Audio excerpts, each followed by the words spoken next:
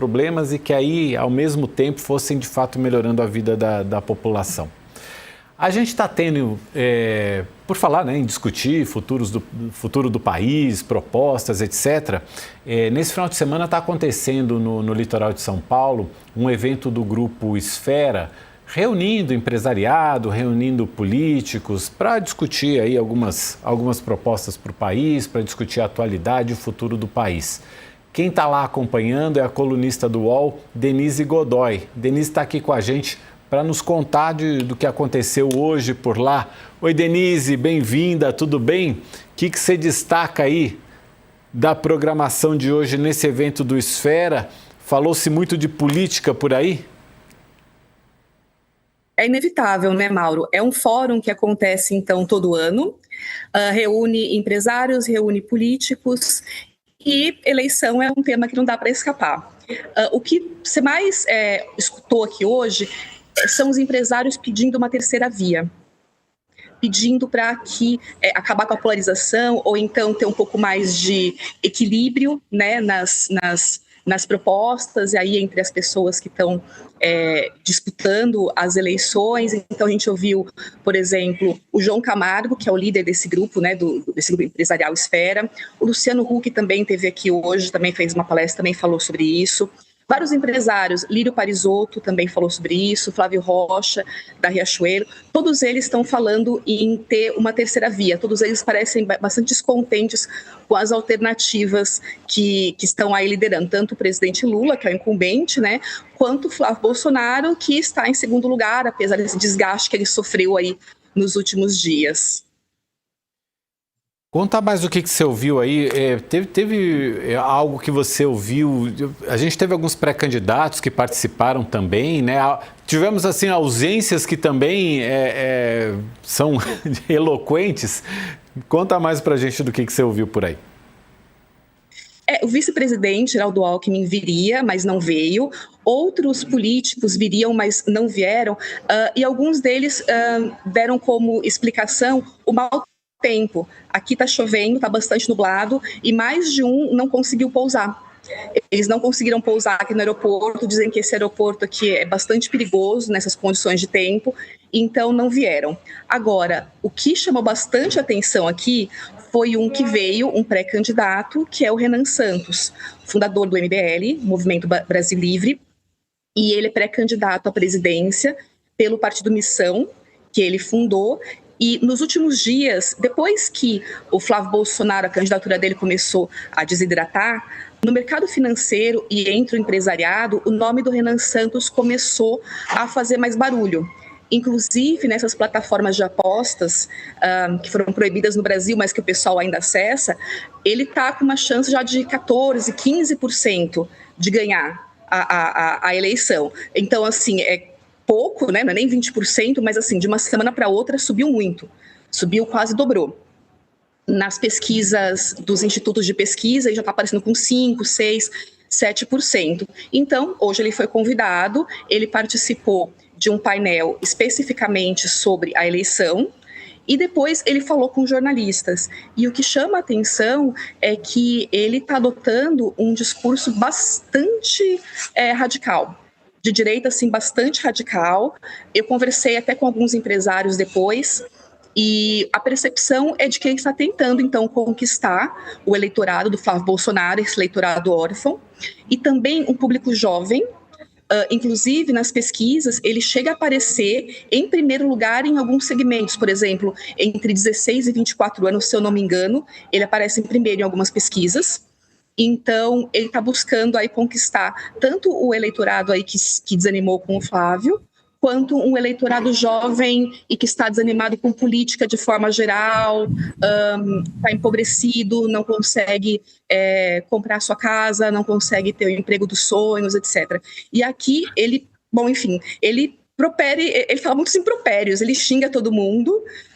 E, por exemplo, isso a gente publicou na matéria que a gente publicou no UOL hoje à tarde, ele chama o Pablo Marçal de incompetente, de pateta.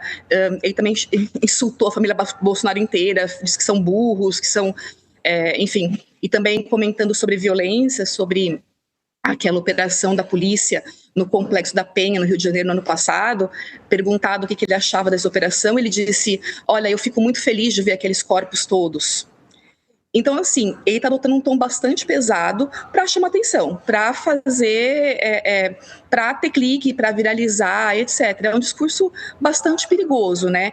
Aqui no fórum, conversando com empresários, eles recebem esse discurso dele com bastante ressalva, tá? Não dá para dizer de jeito nenhum que ele está sendo abraçado pelo empresariado.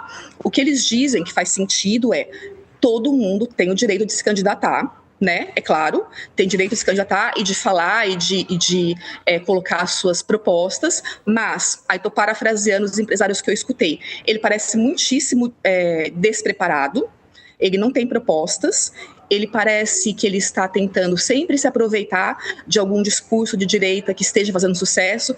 Por exemplo, nós já vimos ele indo para a Argentina para encontrar o Milei, nós já vimos ele indo para El Salvador, que tem uma política de encarceramento muito rígida, elogiada pelo Donald Trump dos Estados Unidos. Então, assim, ele está sempre querendo se associar a alguém de direita que esteja fazendo muito sucesso, né, e se aproveitando desse discurso. E agora, com esse enfraquecimento do Flávio, parece que ele está carregando mais nas tintas desse discurso para chamar mais atenção do eleitorado e tentar conquistar algumas pessoas, ou pelo menos ser ouvido por quem não prestou atenção nele ainda. Mas aqui no empresariado, assim, é bastante ressalva. E aí, quer dizer, eu ainda vou voltar essa análise do Renan Santos. Agora, por exemplo, a gente teve hoje aí a presença do Luciano Huck, né, que é aquele eterno futuro, talvez um dia candidato à presidência da República.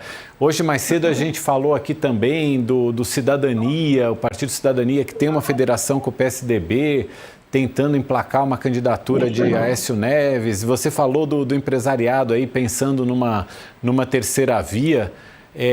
Mas o que a gente vê nas pesquisas, e parece que está muito cristalizado, é essa polarização mesmo, né, Denise? Como é que entre o desejo de uma terceira via do empresariado e a realidade, que percepção que você tira do que você ouviu por aí? Tem uma longa distância, né, entre o desejo e a realidade. Eu ouvi vozes muito ponderadas, inclusive a do Flávio Rocha, da Riachuelo, dizendo justamente isso. Ele falou: olha, existem descontentamentos de um lado e de outro, mas a verdade, enfim, o que ele espera, o que muita gente aqui espera, é não ter uma grande surpresa daqui até outubro e que a disputa fique realmente restrita aos dois primeiros candidatos que nós estamos vendo nas pesquisas hoje, que são o presidente Lula e Flávio Bolsonaro, e provavelmente, eu não sei que aconteça uma hecatombe, mas uma decisão por poucos pontos. Em off, né, sem permitir serem citados, a maioria acha que o presidente Lula é quem tem mais chances, especialmente depois do que aconteceu com o Flávio nos últimos dias.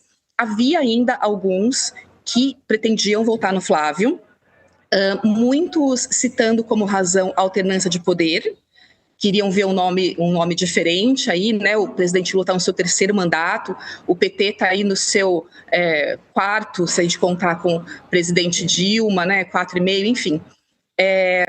Então, queriam uma alternância de poder. Mas depois do escândalo da semana que passou, eu acho que quem ainda colocava um pouco de confiança no nome do Flávio Bolsonaro se decepcionou totalmente.